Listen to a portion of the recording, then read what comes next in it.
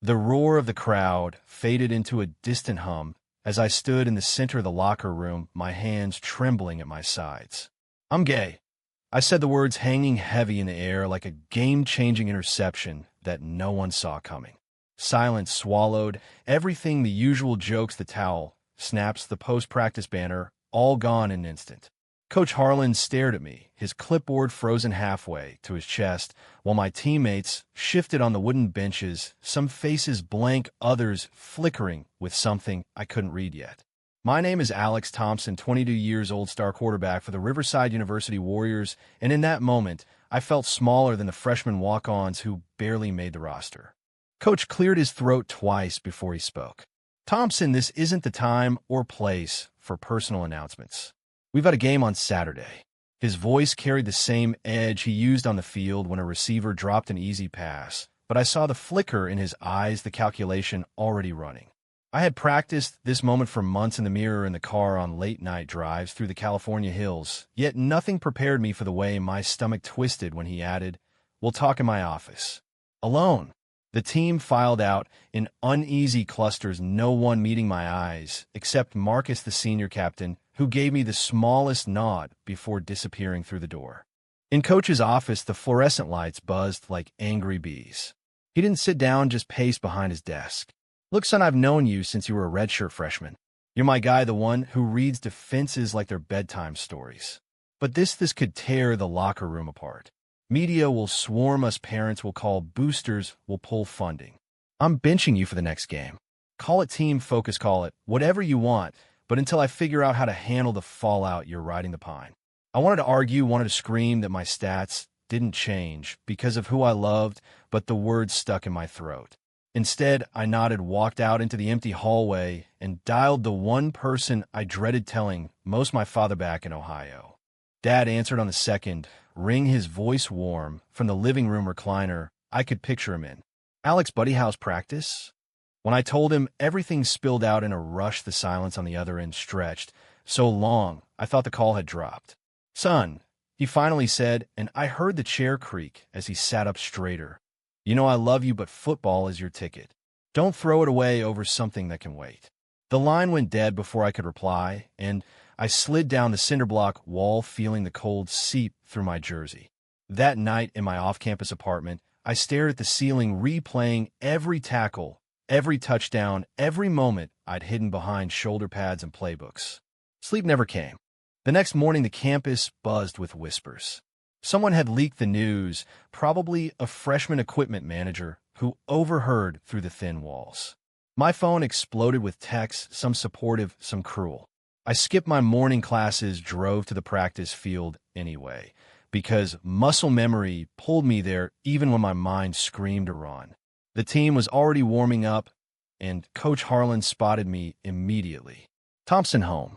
You're not dressing today." I stood on the sidelines watching my backup throw wobbly spirals, feeling every eye on me like a spotlight I never asked for. That's when Marcus jogged over, sweat already beading on his forehead. "Hey, man," he said low enough that only I could hear, "we're not letting this slide. Meet us at the dorm lounge tonight, 9 sharp. Whole team." His eyes held something fierce, something that made the knot in my chest loosen just a fraction. I didn't know it then, but that single invitation was the first crack in the wall I thought would bury me. The dorm lounge smelled like old pizza and cheap cologne when I pushed open the door at 9. Every starter was there, plus half the defense, and even the walk-on kicker who never said much. Marcus stood at the front like he was calling a play in the huddle. "Listen up," he said, his voice steady. "Alex is one of us. He throws the ball, doesn't matter who he dates. Coach benches him, we all sit. Simple as that." The room erupted, not in anger, but in nods and fist bumps. Jamal, the star receiver, clapped me on the shoulder. "Bro, I got your back. My cousin came out last year, lost his job over it. Not happening here." One by one, they spoke, some sharing stories I never knew about uncle's brother's high school friends. The support hit me harder than any blindside sack. Word traveled fast. By morning, Coach Harlan called an emergency staff meeting, and the athletic director sat in the back looking like he'd swallowed a whistle. I waited outside the conference room, pacing, until Marcus emerged grinning. "They're shook, man. Thought we'd split down the middle, throw punches or something. Instead, we threatened to forfeit the game if you don't suit up next week. Harlan's face went white as the end zone chalk. The coaches had expected division slurs, maybe even a few players quitting. What they got was unity so solid it rattled the entire program. Practice that afternoon felt different. Guys high-fived me after routes, no awkward pauses. Even the offensive line, which usually only grunted in my direction, started asking if I needed anything. Later that evening, I met Liam in the training room. He was the quiet athletic trainer who taped ankles and handed out ice packs with a calm that never wavered. We joked before about bad calls and protein shakes, but tonight he lingered after everyone left.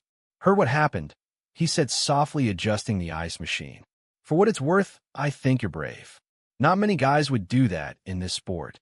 His eyes met mine, and something warm passed between us, a spark I hadn't let myself feel in years.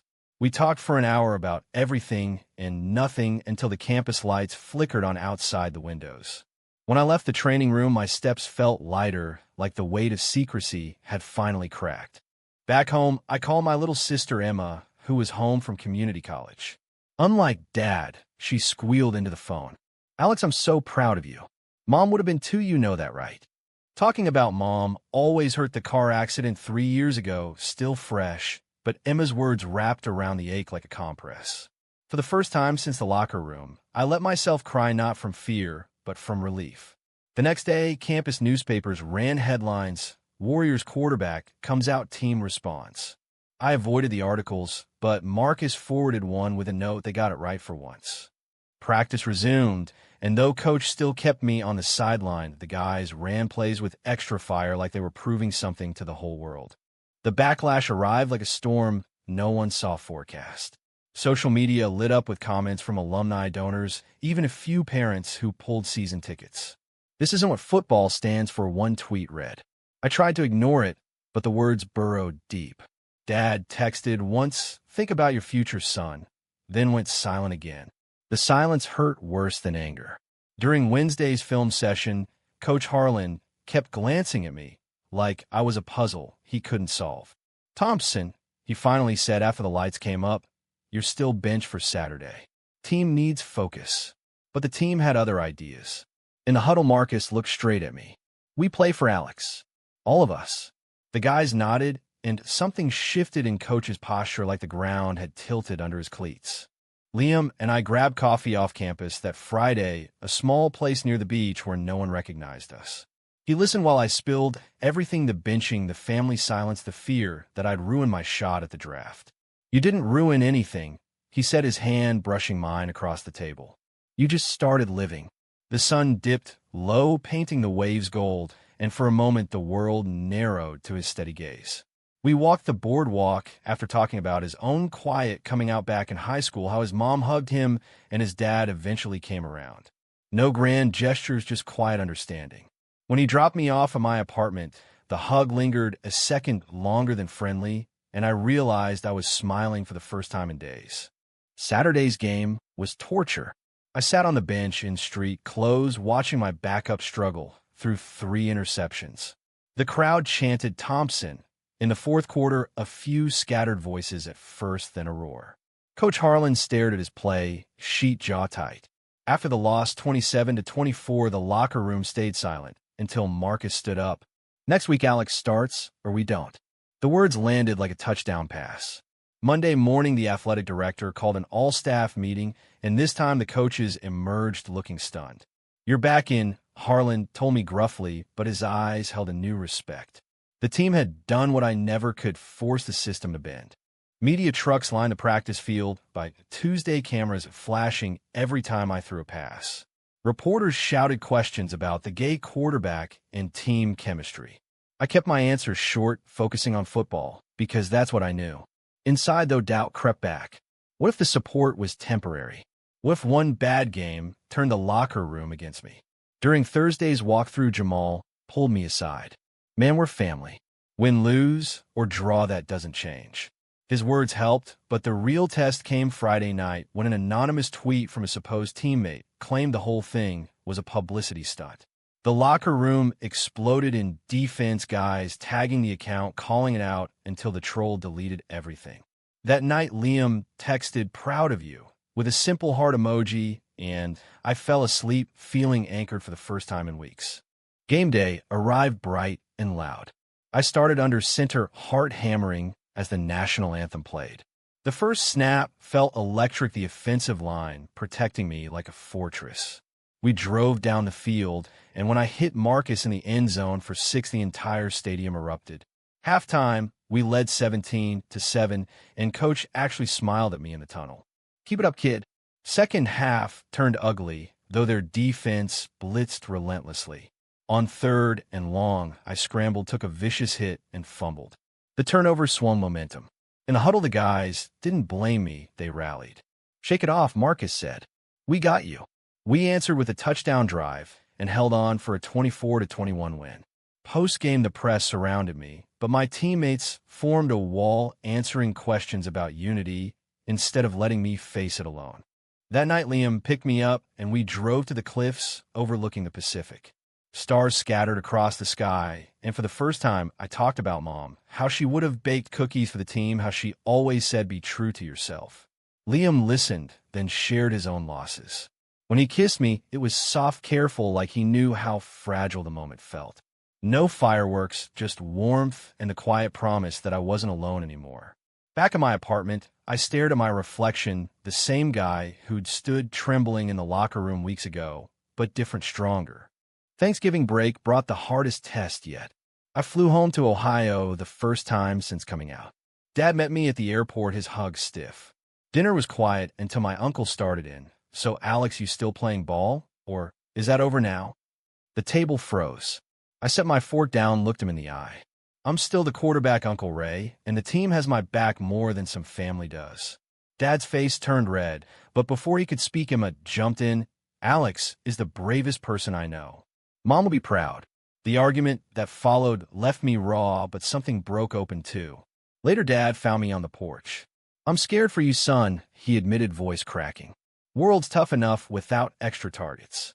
We talked until the stars faded, real talk, not lectures, and for the first time he said, "I love you no matter what." Back at school, the season pushed toward playoffs. One teammate, Derek the backup tight, and started distancing himself, skipping optional lifts, avoiding eye contact. I confronted him after practice. "You got a problem with me?" He shuffled his feet. "My dad says it's contagious or something stupid." I don't believe him, but the betrayal stung deeper than any sack. Marcus stepped in, pulled Derek into a long talk, and slowly the guy came around. Still, the crack in trust lingered, teaching me that support wasn't automatic, it had to be earned daily. Liam and I grew closer, study dates, late night talks about dreams beyond football. He wanted to be a physical therapist, I want to play pro, and maybe one day coach kids who felt different. One evening after a brutal practice, he surprised me with tickets to a concert, just 2 guys enjoying music, no labels. Walking back to the car hand in hand under streetlights, I realized this was happiness, not the spotlight kind, but the steady kind that built futures. Championship week arrived, and the entire program felt electric. We faced our rivals in a sold-out stadium, cameras everywhere. Coach Harlan pulled me aside before kickoff. "You earned this, Thompson. Whole staff sees it now." The game was a war back and forth until the final drive. Down by 3, 4th and goal, I dropped back, saw Marcus double covered, and instead scrambled toward the pylon, diving across the plane as defenders piled on. Touchdown. Warriors won 31-28. The celebration blurred into helmets, flying teammates lifting me onto their shoulders. Even the coaches joined the chaos, high-fiving like they'd been part of the plan all along. In the quiet after the trophy ceremony, Liam waited by the tunnel.